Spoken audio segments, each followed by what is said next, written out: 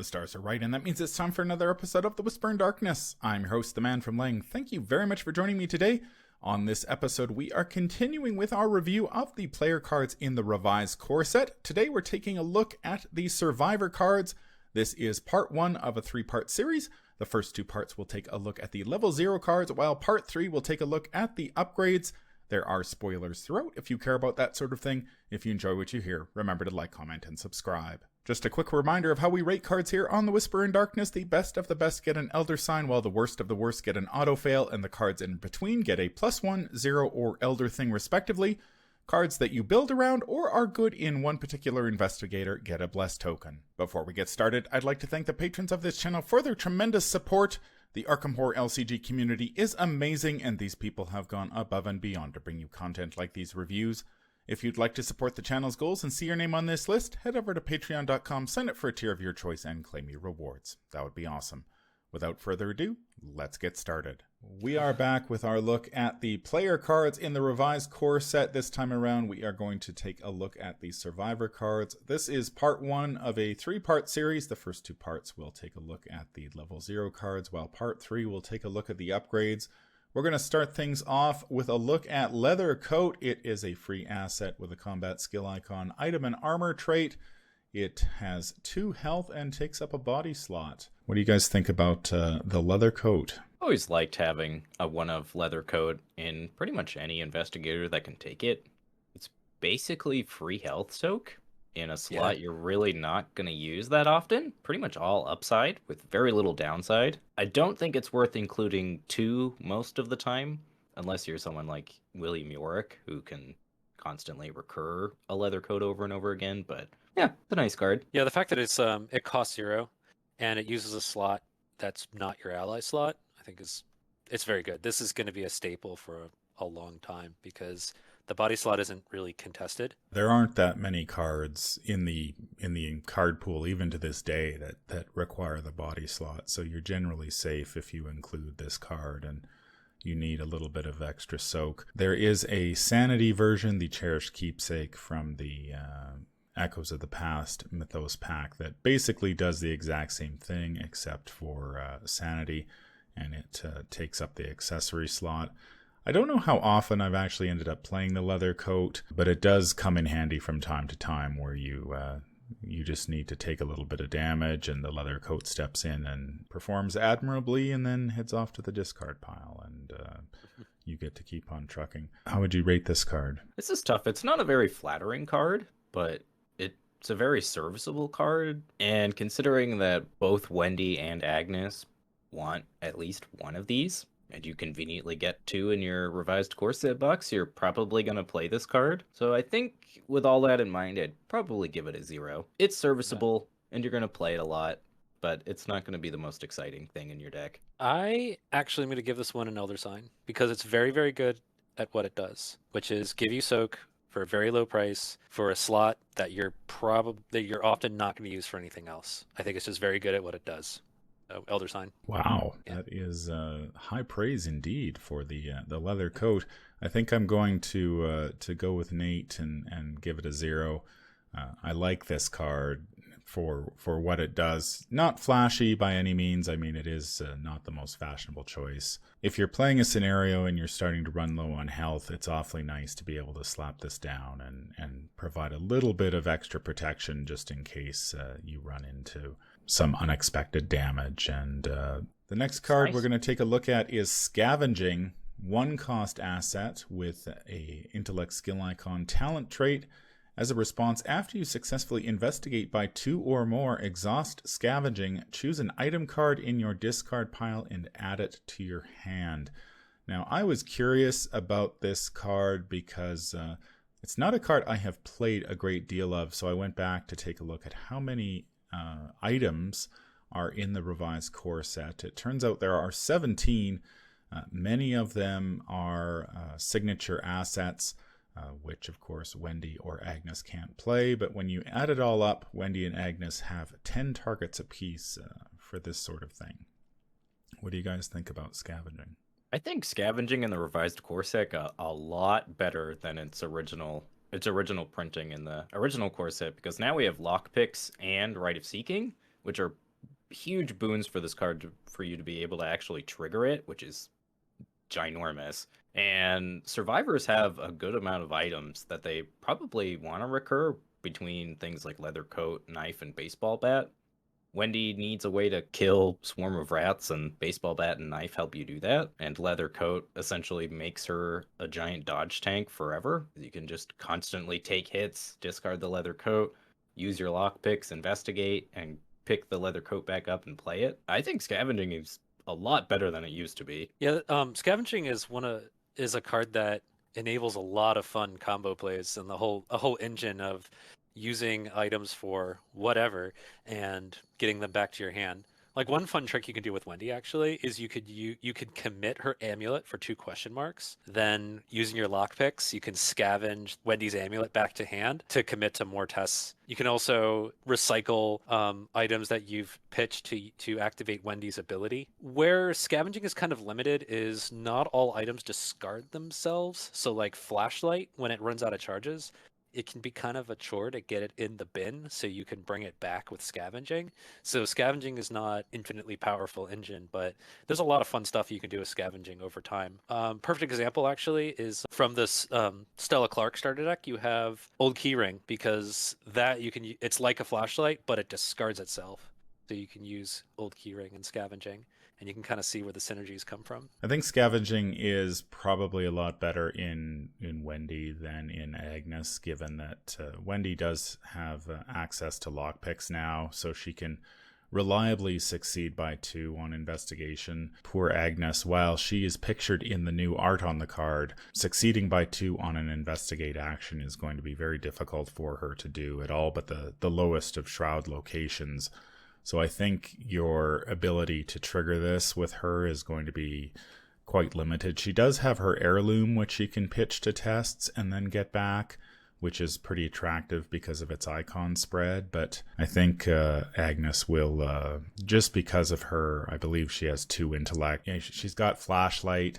So if you're at a 2 shroud location and you reduce the shroud to 0, but then you'd still sort of need to be at 4, so you're pitching additional icons to get to that 2 up, just to trigger scavenging. Scavenging. I'm not entirely convinced that it's worth the effort in Agnes, but certainly Wendy, once she gets lockpicks, can really go ham with this thing. I should also mention there is a level 2 upgrade in the Weaver of the Cosmos Mythos pack that lets you pick the item from your discard pile and then either return it to your hand or play it, which is a nice little upgrade. How would you rate this card? I think scavenging gets a blessed token from me. This is a definite build around card. You have to really plan your whole deck around not only getting scavenging out, but then having enough items that discard themselves or you pitch to skills to be able to recur with this card to really make it useful.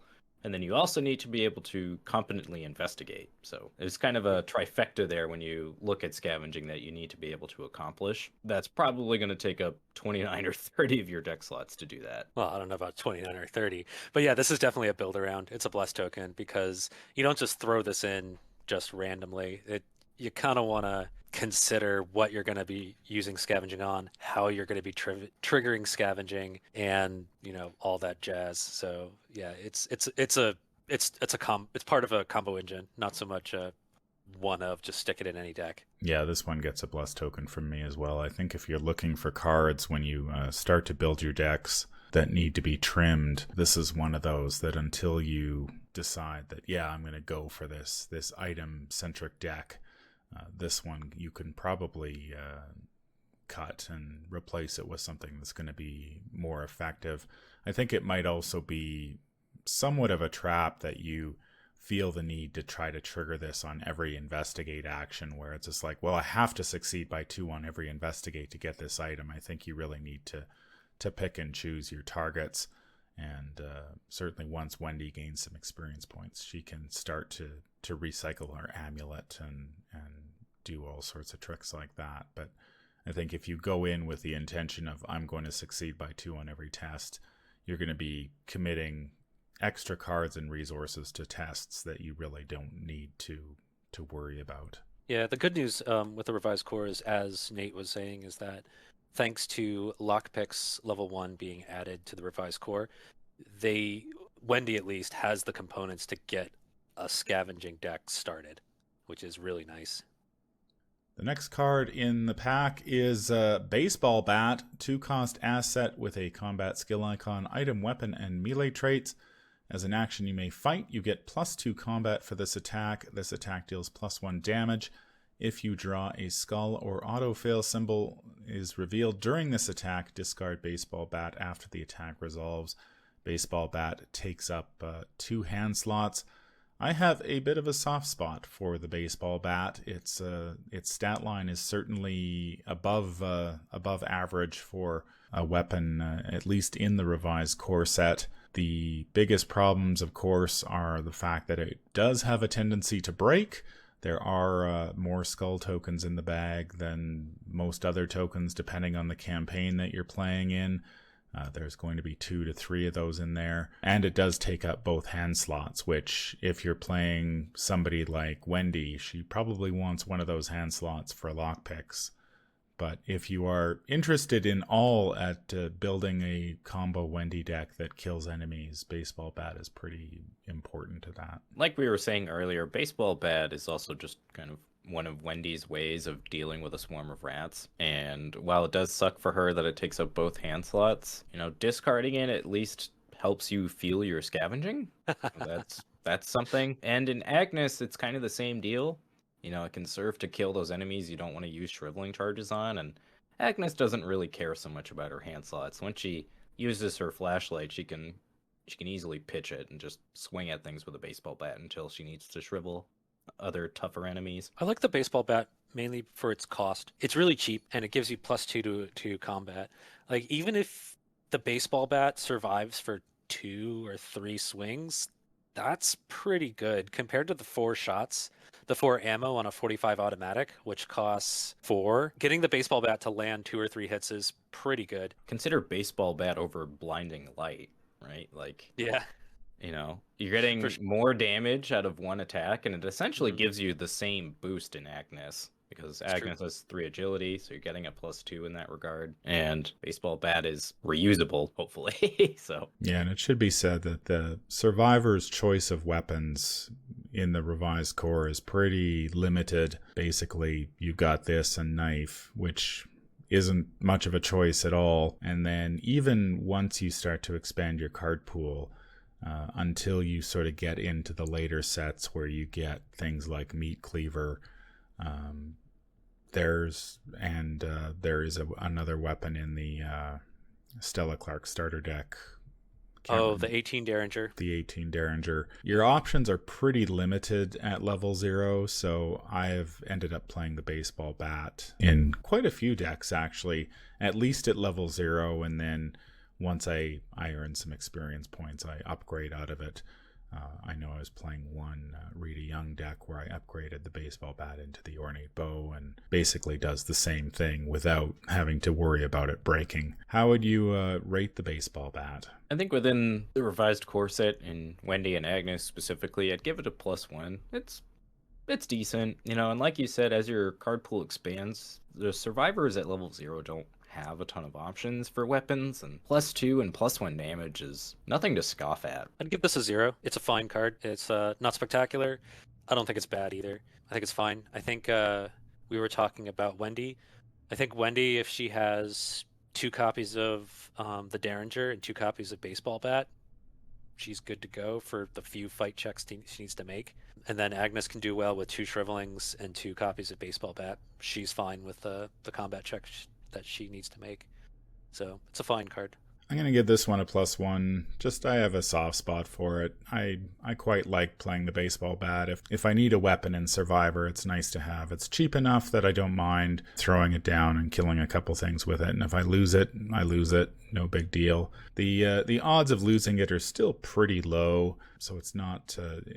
I find that it doesn't break as often as you kind of expect. And if you do want Wendy to go on a killing spree, you can combine Baseball Bat with Will to Survive and a couple copies of Overpower, and she can really do some damage to Oh, man. to a lot of to some big creatures, because of course Will There Survive, you don't have to draw tokens from the chaos bag, so the fact that this is going to break doesn't matter. So she can hit for quite a bit of damage with between a baseball bat and a Will to Survive.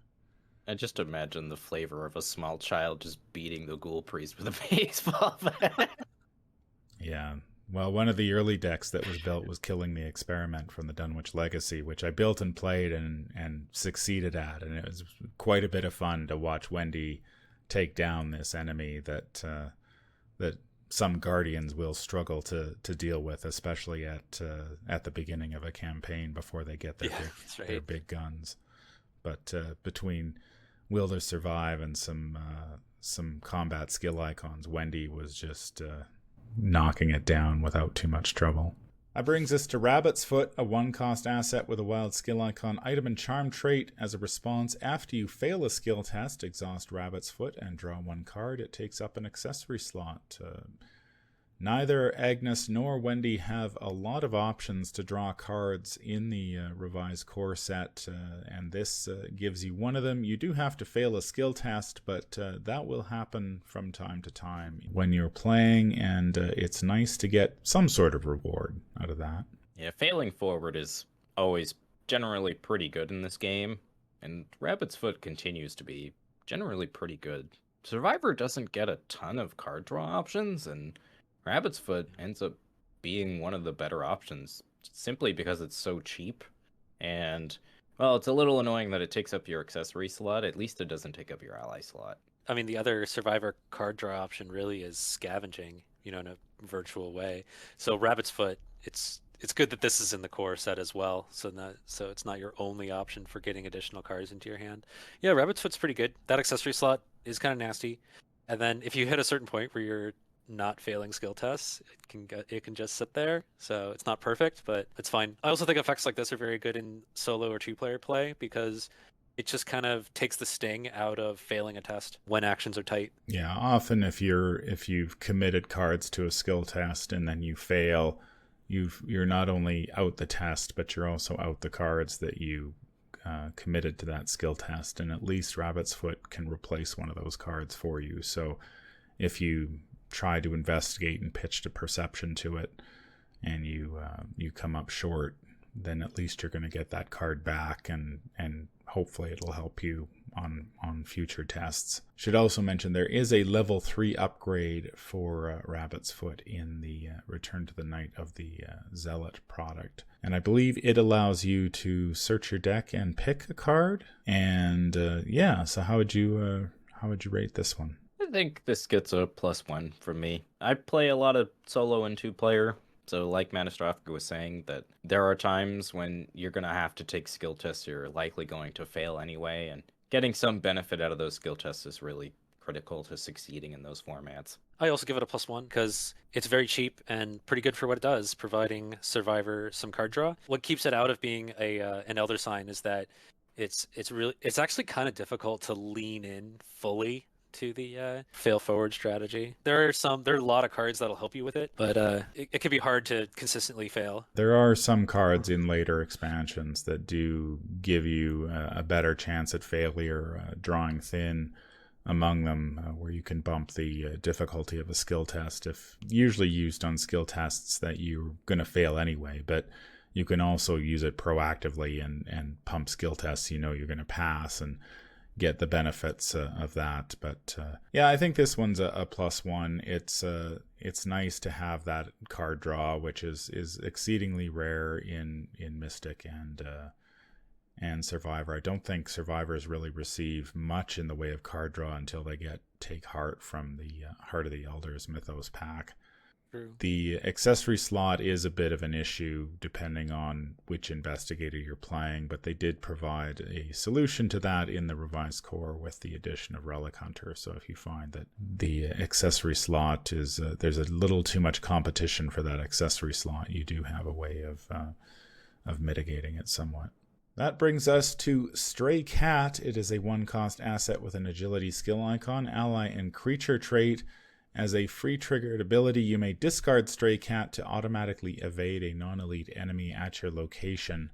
And it has 1 health, and it takes up an ally slot. We've talked a lot about how amazing the allies have been in the revised core. You look at Beat Cop and Dr. Mylan Christopher, Leo DeLuca, Arcane Initiate. Sort of feel as though the survivors got the short end of the stick on this one. They did, unfortunately. They more than make up for it in the Dunwich Legacy with the release of Peter Sylvester, but yeah, Stray Cat is a bit of a dud. On its surface, it seems like it would be okay. You know, you're essentially trading a card in an action for an action later when an enemy shows up and you can just evade it, but Wendy's already good at evading enemies, and Agnes is better at evading enemies than you would probably think she is. You I'm know, telling you guys, I'm telling you.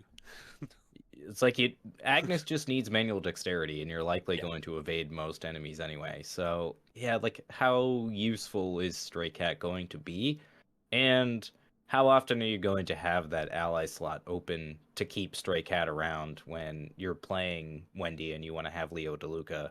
Or you're playing Agnes and you want to have Arcane Initiate in play. I feel like in most cases, just play 2 copies of Manual Dexterity instead, and you'll be fine. One thing to note about Stray Cat, though, is that you can discard it and you could save a buddy, because you can automatically evade a non-elite enemy at your location, which can be enemies engaged with other investigators. It's good to know, because normally effects that do that are pretty rare in the game. That usually you have to be engaged with the enemy if you're going to evade it. So effects that let you evade enemies without having to engage them off of other investigators first are pretty rare in this game. So that it does stand out. The biggest problem I think with Stray Cat is it's up against Arcane Initiate and Agnes and Leo and Wendy and or Cat Burglar later, and it just doesn't have the stats to compete with either of those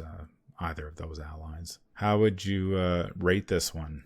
It's an elder thing for me. It's just I've never really played this card, and I don't really ever see a reason why I would want to play this card. Unless I was building some sort of creature deck with some of the Edge of the Earth cards that we'll talk about soon, but for the most part, it's as Nate said, the 2 investigators who can take this in the revised core probably don't need it or want it because their evasions are pretty high. I mean, I can see a role for Stray Cat if you're playing Wendy alongside Skids, or Wendy and you don't really want to take Leo DeLuca because of how expensive he is. I mean, you could play Stray Cat there in like 3 or 4 player, and you can save Roland's butt from time to time, or by evading something. But other than that, I wouldn't. It's an elder thing. I wouldn't bother. I wish Stray Cat were an event. If it were an event, I'd like it. Yeah, this is a tough one. I don't think I've ever played Stray Cat ever, so I'm really tempted to give this an auto fail simply because, like you say, unless you're playing 4-player and there isn't enough cards to go around and you need somebody to have an ally, I mean, it's fine, but it just doesn't do enough compared to the other allies in the box to warrant tying up your ally slot. The effect that you can automatically evade an enemy not engaged with you is pretty good. I don't think it's enough to warrant playing this thing. That's going to do it for part 1 of our look at the Survivor cards in the revised core set. We had Leathercoat, Scavenging, Baseball Bat, Rabbit's Foot, and Stray Cat. Hint at the themes that are common in the Survivor card pool, namely recursion with Scavenging and failing forward with Rabbit's Foot. Any final thoughts? I think Scavenging gets a lot better with this revised core set. So I think that's a card that if you're playing Wendy, you should take a pretty good look at. I like how these 5 cards, they kind of give you a good sense of what Survivor, what their flavor is. You have a weapon that can break.